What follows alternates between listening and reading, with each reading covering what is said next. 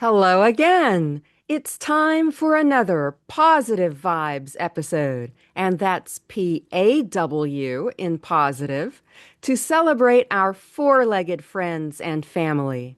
Because what could be more positive than the pure joy our pets can bring us? So today I'm thrilled to be talking with Susan Bahary, award-winning and internationally acclaimed sculptor and an organizer and advocate for the National Service Animals Monument, or NSAM, which she'll be telling us all about in a little bit. Now, you might recall my interview with David Fry, co-host of the National Dog Show that airs every year on NBC and Peacock on Thanksgiving Day. That was in episode 13 of this podcast, and I'll link to it in the show notes in case you missed it. But it's highly relevant to today's episode because David, who is so involved in both service dog and therapy dog work, was named Person of the Year in the National Service Animals Monument 2025 Purple Poppy Awards. And that's how I learned about today's guest, Susan Bahary, who actually presented him with the award. So I also want to thank David for putting me in touch with Susan so all of you listening can hear about her amazing work. Now, just for a bit of background, Susan is one of the foremost artists specializing in honoring the animal-human bond. She has done more of this sort of monument work than perhaps anyone else in the world. She's a leader in raising awareness for the contributions and sacrifices of service animals and their handlers.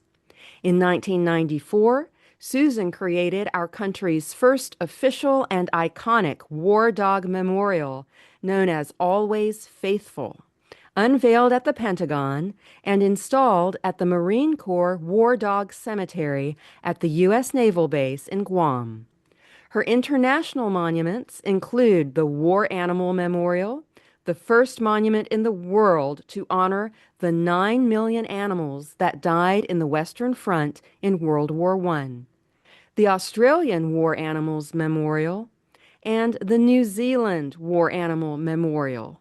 And she has gone on to do so many more since then, including a pretty special one in my home state of Tennessee, which we'll talk about more in this episode. So, Susan, welcome to Positive Vibes. Thank you. Happy to be here. I am so grateful for your time and for you being here. We have a lot to talk about, but just tell us a little bit about what you're doing now and maybe a little bit of background on what you do on a day-to-day basis. Well, I divide my time between being the chair of the National Service Animals Monument for Washington and doing my own work as a sculptor.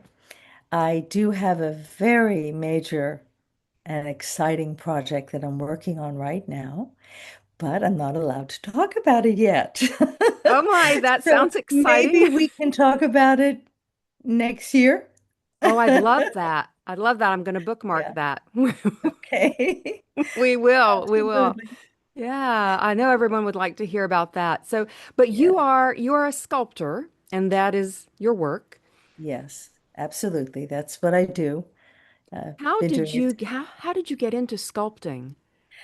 Well, I come from a really artistic family. I think we were always encouraged as kids to do art, whether it was writing or music or fine art. And actually, I have an aunt who's a sculptor that I always admired. And so I think for children growing up, when they're encouraged, they often are more likely to go into that direction. So that's how I got involved. And I loved art, always loved art, and I loved animals. So I've been able to combine those two passions. Oh, how wonderful. Yeah. When did you do your first animal human monument or even an animal monument? Well, my first monument was the one you referenced, Always Faithful, our country's first official war dog monument.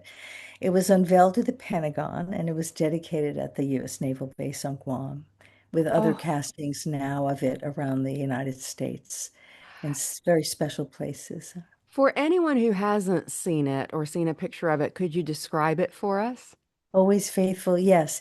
It's a life-size Doberman in a reclining, upright kind of reclining, alert position, ready to protect. He's got one paw lifted and he's attentive and alerted. And he represents all the dogs that served in World War II and he's located in the Pacific. So specifically in the Pacific where they were so uh, critical to saving the lives of the Marines then. Yes. So he sits on a base naming all the dogs who died in that effort.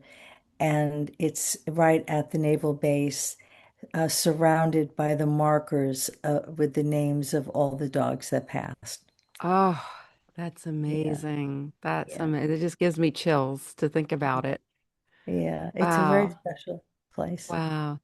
And Yeah. you have been involved in the dog world, even before that, I think. Oh yeah. Oh yeah.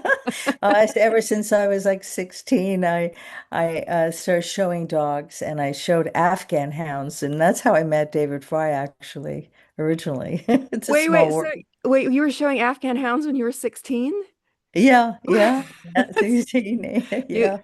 So the Afghan hound is not the most common breed. So how did you get involved, especially as a teenager?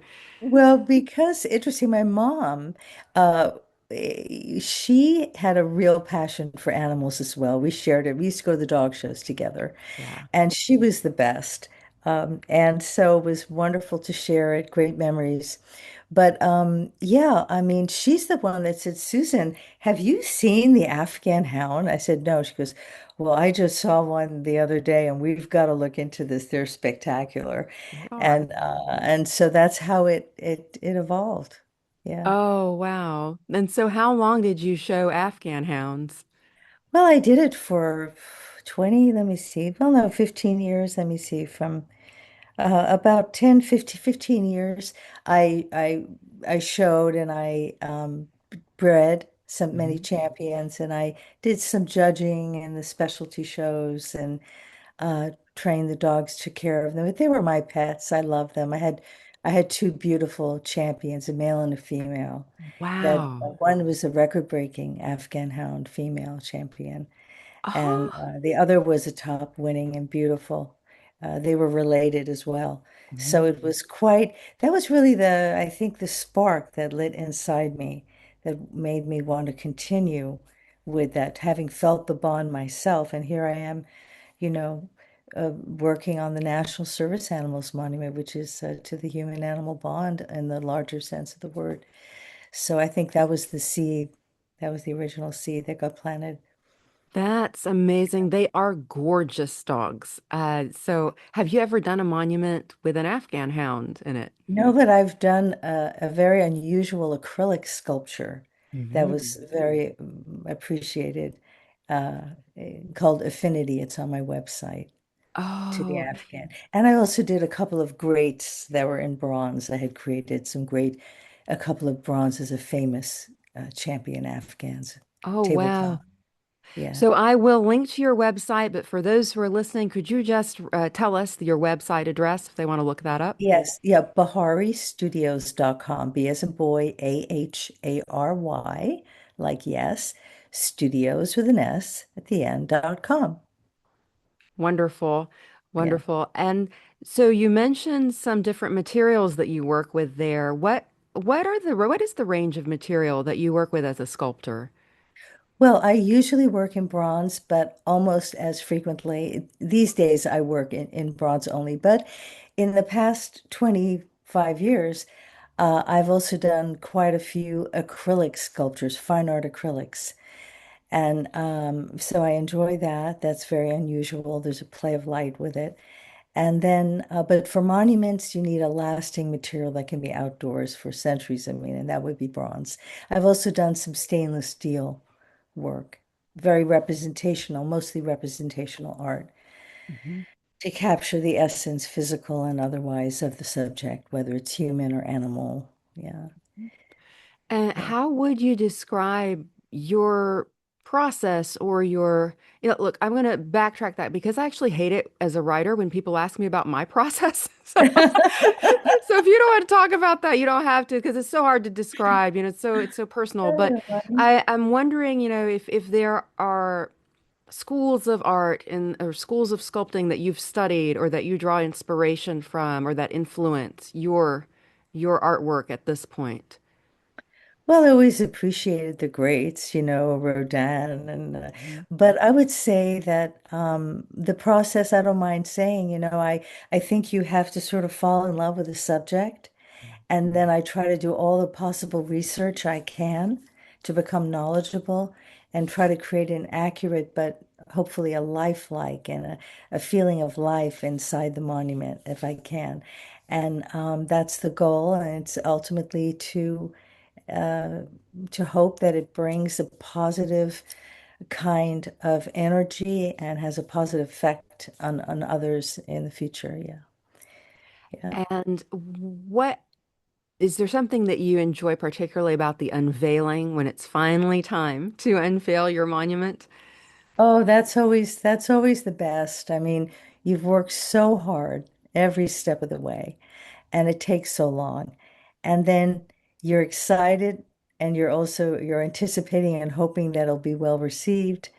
And it's always been, I've been fortunate. It's always been a beautiful experience. And those who commissioned it and those who were attended were, I think they've told me that they were moved by it and grateful for the monument, which always means a lot, especially when it's veterans and service members who ask so little from us. And they appreciated that. That's very gratifying. Yeah. Yeah, yeah, absolutely. Um, and you've made a life and a career really from your sculpting. And many people would think as they look at what they would really love to do, well, I can't make a living out of that. But you have. Yeah. And I wonder if you could talk a little about that. Wait, how you started out sculpting. Were you always a sculptor? What came before, if anything? Oh, thank you. Well, I always did some art, but I tried a little bit of sculpting in sixth grade. I got a little bit of appreciation for that. But then in high school, I designed a piece that was well received by my teacher, but ended up being in a competition in my first year of college, where it was built 25 feet high at the Low Art Museum in Miami, Florida, when I went to school originally at the University of Miami in Florida for 2 years. So that really, but I had so many interests at that time. I didn't know really if I wanted to live what I considered was a solitary existence as an Mhm. artist. Mhm. And, I loved so many other things. So, and I thought, I need to get a real job. I mean, I don't know if I can really, if this is going to be a real job, Right. and I have to be responsible. So I kind of intellectually thought, well, where would that take me? And it took me to television production. I thought, wow, television, there's real jobs in television, and I could be artistic, and I kind of like it. So I went to NYU Film and Television School, Mm. and I got a wonderful internship right out of after graduation at the CBS television network. This was before cable. I Oh, mean, it wow. was This was when right there were only as three cable. major networks, right? Yes, Yeah. it was, yeah, and that was a great experience, but it made me realize I didn't want to be in that rat race and that there were a lot of reasons. And then, I had a first marriage, I got married, and we opened a health club. And so I Oh, enjoyed the retail aspect of and the connection with people and really enjoyed that for a few years, then moved from Florida where I was to California and just had my first child, and when yeah. she was 2 years old I thought, I who am I? And I said, I really believe deep down that I'm an artist, and I need to try to see if I can pursue that and hopefully make a living at it. And so that's when I tested the waters and did my first piece, a real piece in 1989 of a poodle head that I took to the biggest poodle show in the world, the Poodle Club of America. And it was so well received that I Ah, thought, well, I guess I can try this and make it work. So wow. that was the beginning. And then I just kept adding pieces, different kinds of dogs. And I love learning about the breeds and trying to capture their expression. And that just led to then horses, going into the horses and then adding people. And here we are today. Yeah. Oh my. Oh wow. So that's amazing. And I love that journey. I'm wondering because, we both enjoy learning about different dog breeds. Have you found a particular breed that you really love to sculpt, or is there one that's easier to sculpt, maybe because of their anatomy than others? I I don't think so. Every breed is a challenge and it would be a joy. And I don't think so. I've done a lot of shepherds, kind of Malinois and shepherd, and I enjoy that because they are service animal, typically service Yeah. animals. But I equally love doing people's pet, you know. It could Yeah. be Yeah. a rescue, it could be any breed, and trying to bring it to life for them. And that is just as important, and I work just as hard on that. And Yeah. that's artistically, again, as I said, I think you have to fall in love with the subject, and Right. then you do it. And you try not to be intimidated by a new subject matter. My mom always said, a shape is a shape. And there's actually something profound in that, That's whether right. it's, and so that gave me the courage to move from one thing to the bigger thing. And I've tried to push myself to do as the best I can and move into larger, challenging and work that hopefully can have some impact. Could you talk a little bit about the logistics of doing such a large piece of art like a monument? Yeah. Because I don't even know where to begin to ask you about that because that's so far from anything I've ever done. How do you begin and how does that progress?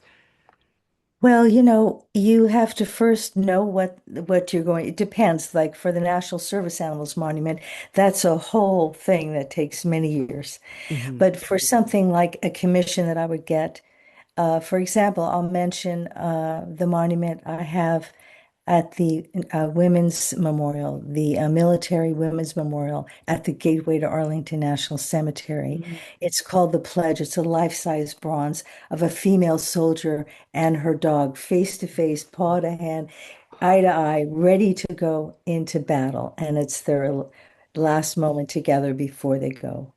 And that was a very challenging work because of a lot of the technical intricacies of all those touch points in a bronze monument. Um, but it was such a joy to be able to create it, to try to create that emotion. Now, how to do it? Well, I start by understanding what is it? What is the subject I want to express? You know, and at that point, the importance of our female military service people. And I was actually commissioned by the United States War Dogs Association, thankfully, to do it. And we had like minds about the importance of that. Yeah. And then it led to sketching what would be the best sketch. Then it led to collecting photographs as a basis. Then it led to getting a model, photographing a model in a position without the dog. Hmm. And then you create a metal armature. Then you Okay. you create like a skeleton. You put clay on it.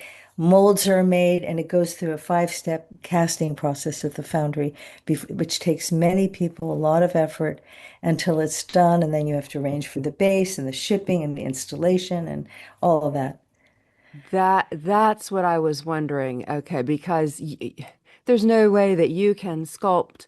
I mean, maybe there is, but you don't sculpt Mhm. yourself the 25 feet. That it goes to a foundry and Well, I mean, there are ways that you can do that, Mm. but I was depicting something more life size. Yeah. But what artists typically do, you're right about that. I mean, what artists do is they do a smaller size, and then it is digitally scanned and enlarged. And then Okay. there's quite a bit of work actually that Yeah. goes back into that afterwards. Yeah. But that is correct, a way to get it, once or twice, pointed up. Yeah. Yeah. Then Yeah. molded and cast. Yeah. There are different ways it can be done. Oh, I think it's just phenomenal that what you Yeah. do. And Well, thank you. yeah, I Thank you. think I hope folks who are Well, listening thank will you. check out, and I'll put a bunch of links in the show notes so you can check out some of these monuments. They are outstanding.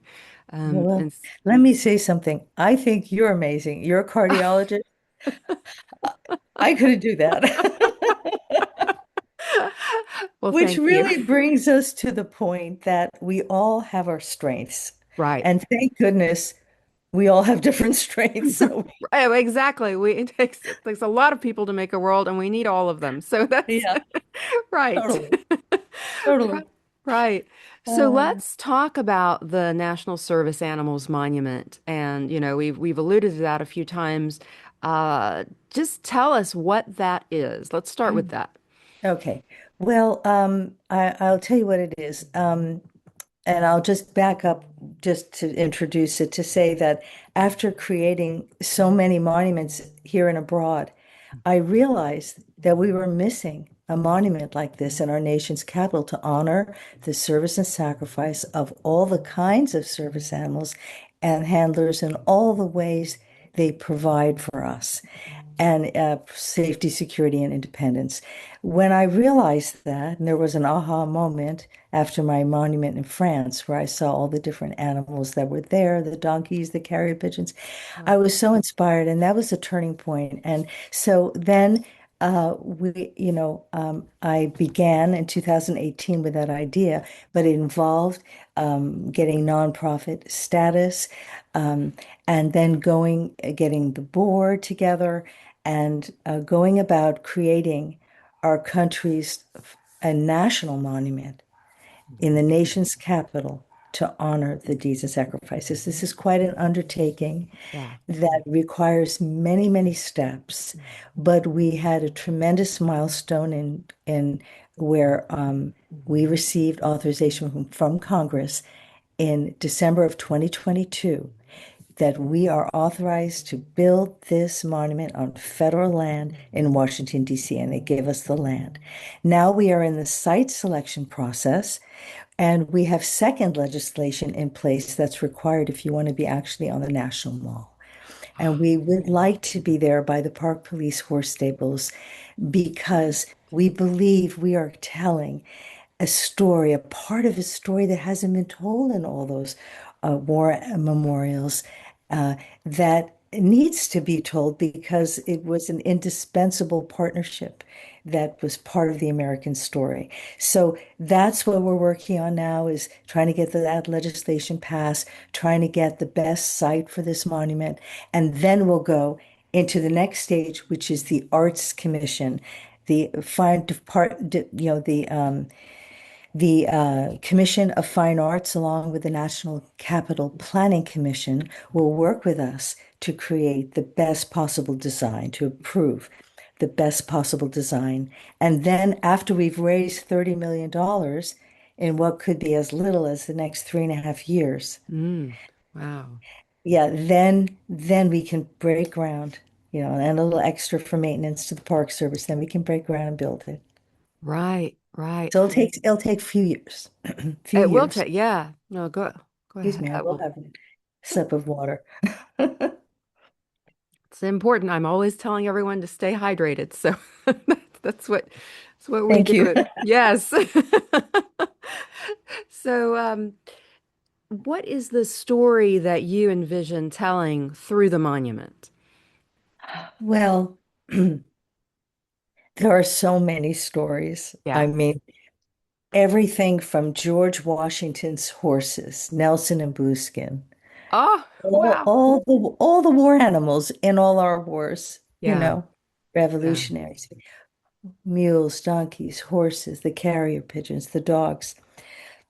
This is just the war aspect of it, and going Right. also through our timeline as a country, you know, when we not only use them for war, but then we started introducing them as service animals in the 1920s, the seeing Hmm. eye. And Hmm. this evolved into actual service animals who assist us people in ways that um, you know, assist people when people can't do things for themselves, the dogs will do it for them. Hmm. And that, and how about all the therapy animals today? Yeah. And we're talking about whether they're veterans with PTSD or families, civilians. What about all these incredible detection dogs that that detect now scientifically are detecting cancer, seizure. They're helping people that have issues, medical issues. And then going back to law enforcement, the horses, the mounted police, Mhm. you know, the dogs that protect our communities, and the ones that help save the lives of the officers themselves so they Yeah. can go home with their families. Yeah. And and so I think we've those are some of the major categories. So, and there's so many varieties of animals that do it. Even California sea lions and Right. and dolphins currently patrol our coasts to provide for our security. And yeah. So, did that answer your question That enough? Yeah. it did, and I think it's so timely for America 250. You know, as we celebrate America's 250th birthday, we're Yeah. talking about this history that goes back to George Washington. Yeah. It's amazing. It It's amazing. it is amazing, you know, that animal human bond and how much animals have given us and provided for us over the centuries, really. Um, I love that you're doing this. Oh, It, thank you. and it sounds like you have a lot of support and you've got Yeah. a congressional act and you're going for the second piece of legislation. That's wonderful. Yes, we did get our first $1 million pledge, which was very important, and th this year, and we have a lot of important service animal organizations that are standing with us in Good. this, and yeah, we're very excited, and we'd love people to come and join us and be a part of it in some way if they'd like. So Well, I was just going to get to that. If people do want to be a part of this, or if they maybe they want to donate, are you taking small donations? Do you have a way yes, for people to get involved? we absolutely we take small, medium, large. Yeah, We're right. grateful. Right. We're We all grateful would. for Yes. any donations we can get Right. because these monuments only happen when people donate to them. I mean, Yeah.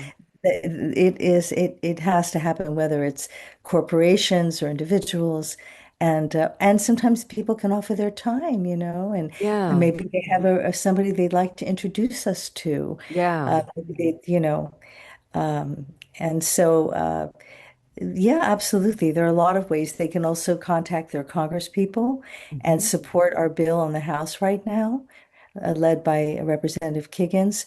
And they can also call their senators and suggest that they support a bill. We're trying to get that introduced, that they stand behind our wish to get a bill in the Senate. So that would be very helpful right now.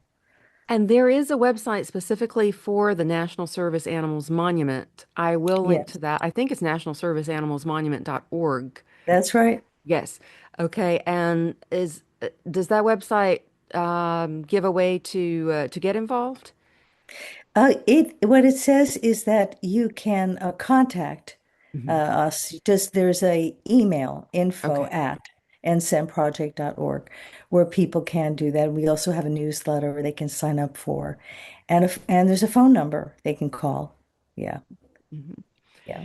I think I hope that people listening and watching will do that. I certainly am going to be doing that right after right after we finish Okay. this episode. I'm going to be going to that website and seeing how I can Thank donate you. or get involved too. So I think it's so important, and maybe you could talk more because you've thought about this a lot more about why it's so important.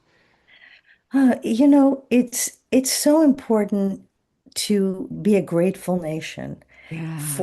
for people and animals who risked their lives for the rest of us and lost their lives for the rest of us, and who help change lives in such a positive way that affects every aspect of our society. When you think about it, and I've learned myself in the last even couple of years, few months, how deep this runs Mhm. when you really start looking at it. We've described all the ways in which the animals have served, but the overarching theme is that we reflect the best of America's values, Yeah. that of service, sacrifice, courage, loyalty. This reflects it, and it says thank you. And I think it will inspire, it will educate, it will inspire, it will honor. I think it will heal because Yes. there are a lot of people who've lost animals. It will be healing, and it'll be celebratory. It'd be a memorial a monument that you can go to and feel good about it. I think this monument has the potential of bringing people together on something we can all agree on. Yes, Yeah. yes, that is always wonderful. And I think that's exactly what animals do as they bring us together. And it's something we Yeah. can all agree on, as you just Yeah. said. It's as as I started the episode, what could be more positive? So Yeah. that's that Totally. is terrific. Now you have done, speaking of all the monuments that you've done, and I think you have done more of this work than anyone else in the world. You did something in the state of Tennessee, my home state. So could you tell us about that Yes. one? Yes, absolutely. It was a great honor. Well, I mentioned that I had done the Always Faithful Monument, and we had a total of 9 castings, and they're in different locations, including the AKC Museum of the Dog in New York, a city, the National World War II Museum, Quantico Marine Corps Base, Auburn University Veterinary School, and the University of Tennessee Veterinary School in Knoxville. Yes. And so I was asked by Dr. Maurice Acree, who was uh, from Knoxville, lived there, to if I would sell him really a casting, one of the castings, so that he could donate it to the University of Tennessee because the University of Tennessee had saved his 2 Dobermans, and he was wanted to thank them, and because he was a veteran himself, and, and in Ah, the Air Force. He was a veteran. And so I was thrilled. And Dr. Putney, who originally had this idea of creating this monument, who was a veteran in World War II and the veterinarian for the dogs at the time, he loved the idea. And so Dr. Maurice Acree donated it. And the University of Tennessee, Knoxville has done a fabulous job of where it has placed it, and they even had the 25th anniversary, which I attended a few years ago. oh, 25th anniversary. I can share that with you at some point later. yeah, I yeah. should have it on my website. I don't know that I do, but I need to get with the program, Yeah, I think get you it all mentioned to me going. that Yeah. there is something about the Grand Ole Opry that works into this Oh, story. okay. Yes, I wanted to tell you about that. I Yeah. forgot. So I was a guest. I was invited to stay at their home, Maurice Acree and his wife, Jan Howard.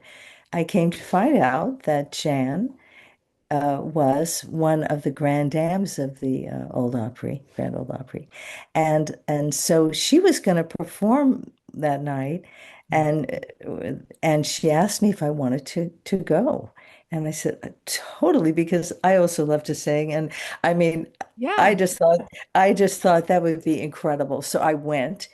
And as I was in the audience, oh, first of all, she took me backstage and gave me a tour, and I got to sit in her dressing room as she got ready. And then I sat back outside in my chair and listened to her, and I was astonished because she dedicated a song in honor Oh, of what we did, yeah, and the war dogs and all that. So it was very memorable, and I was very grateful to her for that, and grateful to Maurice Acree for that. Yeah. oh my goodness. Yes. And very Wow. grateful to the University of Tennessee in Knoxville. They've been incredible. Yeah, Really incredible. and they have an incredible vet school. So that's a it's a great connection. Yeah, thank you for sharing that with us. Oh, That's sure. My pleasure. ah, I love that. And so, you have been sculpting for so many years, decades, nearly 4 decades, Susan. And so I know. I get I might professionally. have to have you check my heart later. No, no, not at all. But I to think do I'm it for okay. you look wonderful. To do it that long though, you have to love it. So what do you enjoy Yeah. most about it? Oh boy. Well, I love trying to capture the subject. Yeah. I love trying to capture it. And then I love specifically trying to capture an emotion in the Uh-huh. expression, whether it's a dog or a person. I really enjoy that Yeah. whole process. Now, I don't enjoy every second of it because it can Yeah. be painful, but Yeah. Yeah, of course. ultimately, when it comes out the way you want, then you do feel that satisfaction. And so I enjoy that very much, the creation of that. I might have left something out, but that's what you asked me, right? Yeah, What do I yeah. enjoy? What do I you mean, enjoy I most? enjoy that about the process. Um, but with the monumental work that I do now, I really enjoy the opportunity to be able to tell these important stories Yeah. and to have these pieces hopefully move people so that it will create awareness and support for the subject Yeah. and will be lasting. I like it that it'll be lasting for generations so that it has the potential of hopefully having a positive effect on the Yeah. greatest number of people. So I that I enjoy that thought that it could do that. As you were describing the capturing of an emotion or, a little bit of a character or a personality, it- actually, there's so much of what you're saying that has overlap with writing, with writing a novel, for instance, with creating these Mhm. characters, with capturing emotions. But what you do, when you said that, I thought legacy. You're creating these legacies that will last for centuries. Well, yes, I hope, and I really am not thinking about myself in this. Yeah. It's No, I really, didn't I didn't mean that oh, at oh, all. And yes, yes, I no, didn't get that at no, all. I no, meant legacy yeah, of the work, yeah, yeah, and no, that yes, emotion that you capture totally. is going to live as long as That's that true. sculpture Yeah, is there. yeah, no, and I know you didn't mean that, but I really wanted to say that because um, that isn't what drives me.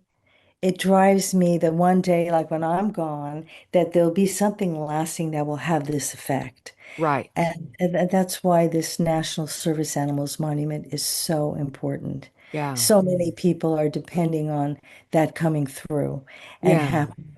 And it just it'll be fantastic when we get that together. It'll be It great. will be. I can only wait. I just I'm very excited about this. What sort of a time frame do you think? Are we talking about like 5 years, 7 years?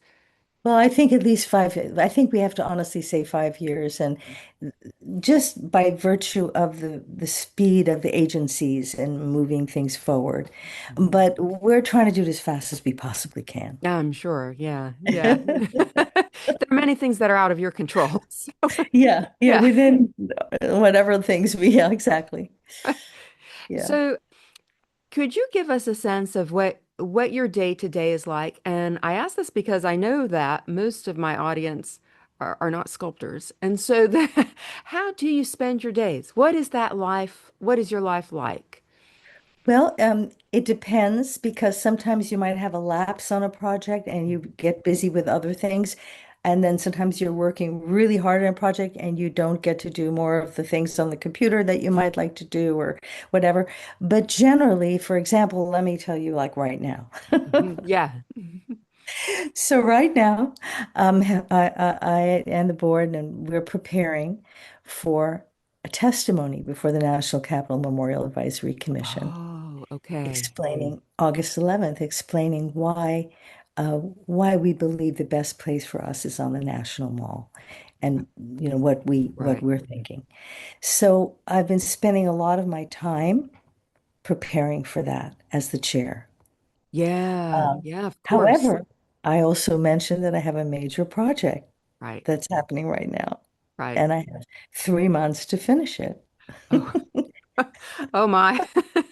And I do have a wonderful assistant, which is great, Right. can help with certain things.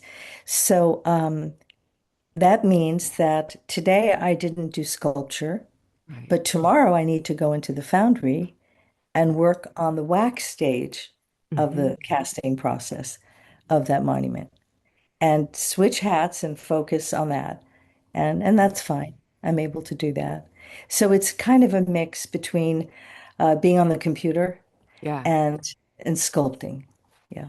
And you have taken some of your precious time out to be on this podcast episode. I'm so honored. Thank you. Of course, no, I'm honored too. Thank you for having me. So Yeah. before I get to my final question that I ask all my guests, do you have anything else you'd like to add or anything else you'd like people to know? Well, I just say that I think we need to treat our animals well.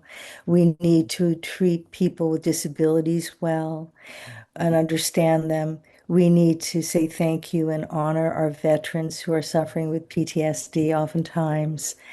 And and because this is a positive show, are you going to ask me a question about staying positive? I am. So, the motto of positive vibes is keep on the sunny side. So, Susan, how do you keep on the sunny side? Well, I honestly think I was really blessed in my family because we were taught to always think positively. Wonderful. We were taught that, and I've tried to live that, and I've tried to literally smell the roses. My roses are my favorite thing in my backyard. Yes, I yes. just, there's so much good and beauty in the world. Mhm. And you just have to take the time to just recognize it. Incredible people doing incredible things that we'll never even know about, whether they're Yes. somebody's mom or this, or just somebody working in a nonprofit. And what about walking down the street and seeing a flower or a tree? I mean, and the animals, how grateful we are for them. So I think Yes. living in gratefulness and reminding ourselves of that and trying to turn negatives into positives. Oh my goodness, yes. Yes, you are the essence of positive vibes. That's it right there. Trying, keep trying. Oh, that's Yeah, fantastic. yeah, Fantastic. yeah. Well, Susan, thank you. Thank you so much for joining us today. I am grateful for your time, for your journey, for you sharing this story with us, and we're all going to be following along to see what happens with the National Service Animals Monument, and I am looking forward to the day that I get to visit it in person. Okay. I Uh, look forward to that too. Thanks so much for having me and thanks for doing what you're doing. I think it's really important. Yeah. Thank you. Thank you, Thank you. Susan.